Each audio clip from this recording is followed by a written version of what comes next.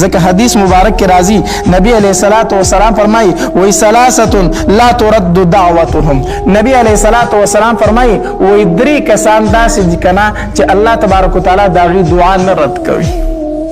الله تبارک وتعالى داغي دعا نه رد کوي. کو دعا کوي هم الله تبارک وتعالى قبلي او کو خیره کوي هم الله تبارک وتعالى قبلي. درې تنه داسې دي چې داغي دعا چرته الله کته نه ورځي. یو فاغی کې نبی علیہ الصلوۃ والسلام فرمای وی الصائم حتى يفطر، روزدار ترسو چې روزه نه ماته کړي. د روزدار دعا الله چرته کته نه ورځي، الله ضرور قبلي ترسو چې د روزه نه ماته کړي. حدیث مبارک کې راځي وی د الله د عرش سره چې کومې نږدې فرشتي دي کنه چې کله روزه مبارک شروع شي رمضان مبارک، الله تبارک وتعالى د عرش ته فرشتو ته وی اے فرشتو تاسو زما عبادت نور پرېږدوئ، تاسو نور زما عبادت مکوئ.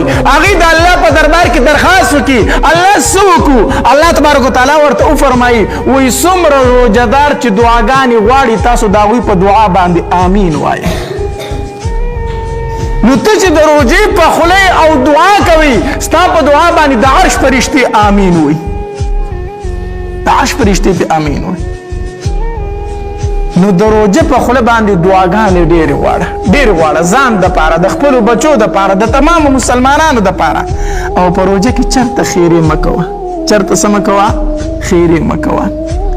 نبی علیه الصلاۃ والسلام حدیث مبارک دی وایي تاسو خپل ځان ته، خپلو بچو ته، خپل مال ته، خپلو نوکرانو ته خیرې مه کوئ، ځکه کیدای شي ته د اخره په داسې ټایم کې وکړې چې هغه ټایم د قبلېدو وي او الله ستا د دعا قبوله کړي، د اخره دې قبوله کړي، بیا به سبا لاس مو وړي افسوس پکوي.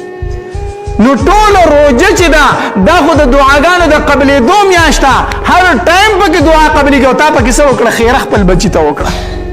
بعضې زنانۍ که نه دا ماشومانې تنګ کي نو دوی د روژې په خولې باندې خیرې شروع کړي، نو دوی ته پته نشته چې زما په دې خیرو باندې د عرش فرشتې آمین وي، د عرش فرشتې زما په دې خیرو باندې آمین وي. نو خپلو بچو ته د روژه په خوله باندې چرته خیرې مه کوئ. دویم نبی علیه الصلاۃ والسلام فرمایي والامام العادل انصافدار بادشاہ دې کو دعا کوي هم الله قبلي او کو دې خیره کوي هم الله تبارک وتعالى قبلي. ځکه په مخ د ځمکه په انسانانو کې الله ته خوښ انسان چې دی کنه هغه انصافدار بادشاہ دی. بادشاہ هم دی په لاس کې طاقت هم شته او بیا هم انصاف کوي، چا سره ظلم نه کوي، طاقت ورسره شته خو ظلم نه کوي. دا په انسانانو کې الله ته په مخ د ځمکه خوښ انسان دی. الله دې موږ ته انصافدار بادشاہ راکړي. او دریم نبی علیه الصلاۃ والسلام فرمایي ودعوة المظلوم د مظلوم دعا، د مظلوم خیرې، د بېکسه او د لاچاره خیرې الله تبارک وتعالی دا چرته ښکته نه ورځي. چې کله مظلوم باندې تا ظلم وکړو کنه او هغه درته په خوله هېڅ ونه وي خو اسمان ته یې داسې وکتل الله ته خو ویني نو، الله ته خو ویني نو دا زورور دی، زه کمزور یم، الله څه نشم کولی. تا څپېړه ورکړه، تا ورته کنځل وکړو، تا د هغه عزت ته لاس واچو، هغه هېڅ نشي کولی خو اسمان ته وګوري الله ته خو ویني. چې کله هغه داسې ببره وکتل کنه پوه شوی زه غرق شم، زه تباه شم، زه هلاک شم. ځکه حدیث مبارک کې راځي وایي د مظلوم او د الله تبارک وتعالی په منځ کې پردې نه وي. د ده د خولې نه چې وهیږي دا ډایرکټ د الله د عرش سره ډغروي، دې منځ کې پرده نشته.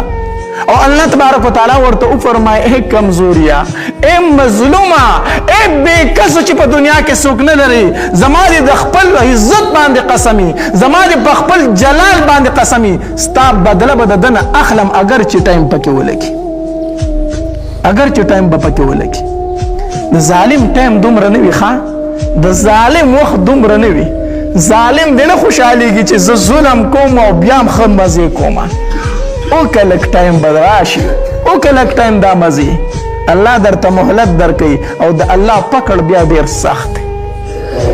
وګورئ د خپلې علاقې ظالمان الله د مخ د ځمکې نه ورک کړي دي که نه دي ورک کړي په کلي کې وګوره په ضلع کې وګوره سوچ وکړه څومره ظالمان چې الله ترې نه مخ د ځمکې پاک کړی دی